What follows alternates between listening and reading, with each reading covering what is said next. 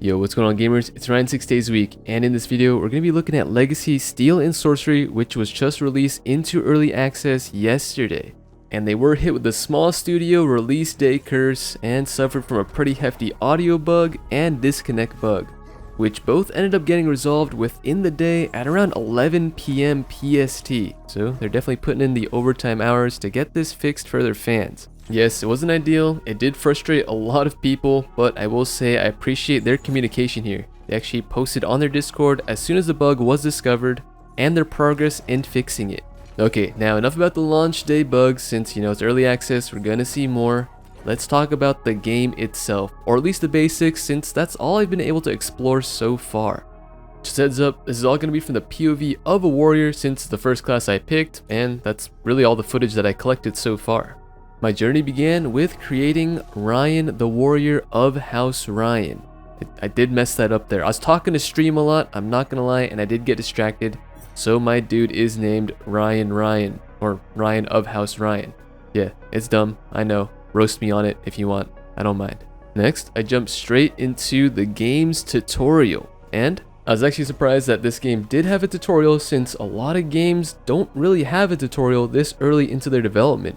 Now, those bugs that I brought up earlier didn't seem to affect this part of the game. This ran very smooth. I was very impressed with this tutorial mode, as it was a much smaller map, I'd imagine, and it didn't have any other player models to load in.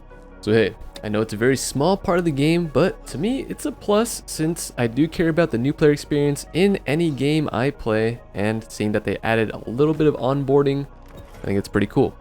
Alright, now let's take a look at the combat systems that I've discovered so far in the game. Again, this is more so gonna be just melee combat, since I've only really played the warrior to a level of basic understanding. Legacy Steel and Sorcery uses a stun mechanic, or on-hit stagger, for every basic attack.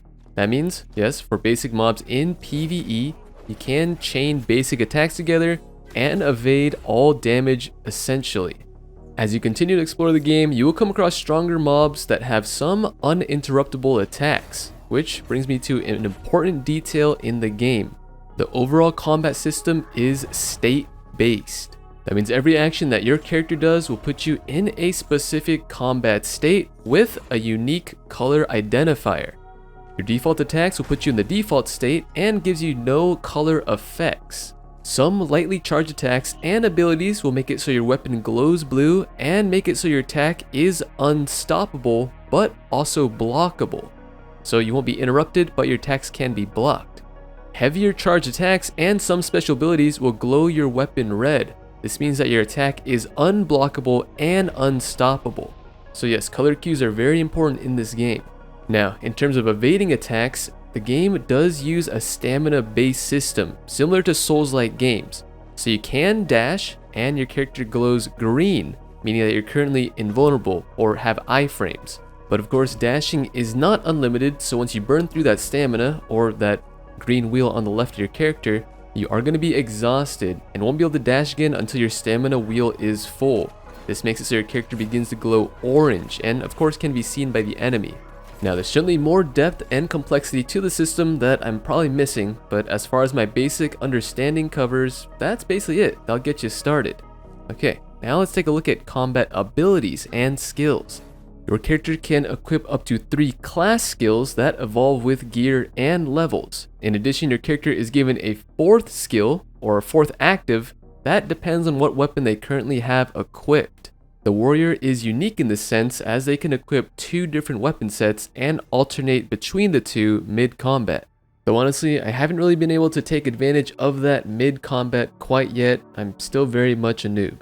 Now, I don't have time to break down every single class skill and ability in this video, but I will say every class is given a number of movement options. This goes beyond just the skills too. You can actually chain a attack after a dash, and it gives your character a different timed animation for the attack. Again, I've not yet played long enough to give you any advanced combat methods regarding this game's systems, but I will say dashing in between combos, or attacks of 3, and then immediately dash attacking or light attacking seems to work out in my favor. You typically will be able to bait out a dash or force a character to use some sort of movement ability, then you can just punish them with your movement ability right after that. Here's a more visual example of what I'm talking about.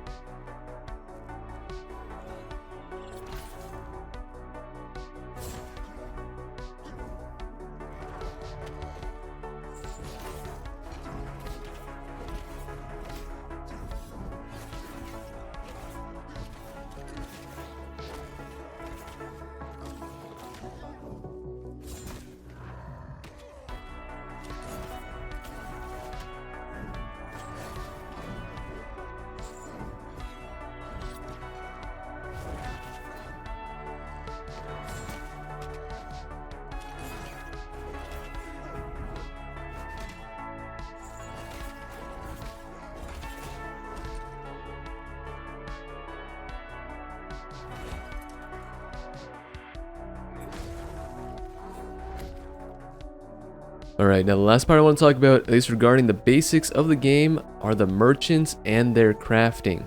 The merchants are strictly accessible only in the main lobby menu, and they have their own unique list of crafts and purchasable items. I haven't yet been able to explore any of the high-end crafts quite yet, but I will say I have crafted a ton of the potions. The base potions that are purchasable are nothing compared to the craftable potions, so do explore and pick up everything you can find. My biggest expense so far in this game has been from healing utility, bandages and potions. And you do need both. Potions only heal up to your total recoverable health. You do lose a portion of your recoverable health each time you take damage, and that can only be cured with bandages. So yes, pick your flowers for the alchemist and save your linens for the tailor. You're going to be using a lot of this healing utility. In the lobby menu, you will also notice an additional tab named the Lodge. This is essentially your player's room, and also a main focus of progression in the game. You can build and upgrade the cooking station, which gives your character access to making meals, essentially world buffs or raid buffs. A bed, which gives your character rested XP, similar to that of WoW, which I think is just a general XP bonus that grows the longer that you're offline, essentially a catch-up mechanic, and some other furnishings which I have yet to explore. Alright, now in terms of Legacy's early game systems, I'll pause there since there's still a lot I need to explore and understand. What I do want to talk about, at least for the rest of this video, is the future of the game and where the devs want to take it. What I know so far is that there's 2 more classes coming up soon.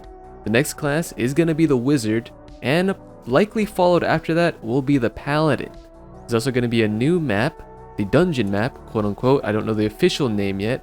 And there's going to be weather and time systems for the existing maps.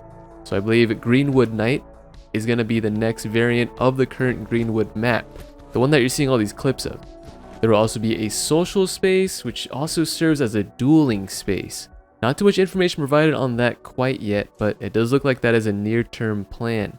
And then of course some additions to their current systems, such as the Lodge, so more furnishings, I think specifically a critter habitat, and some sort of transmutation device, as well as the Goblin Pawn Shop.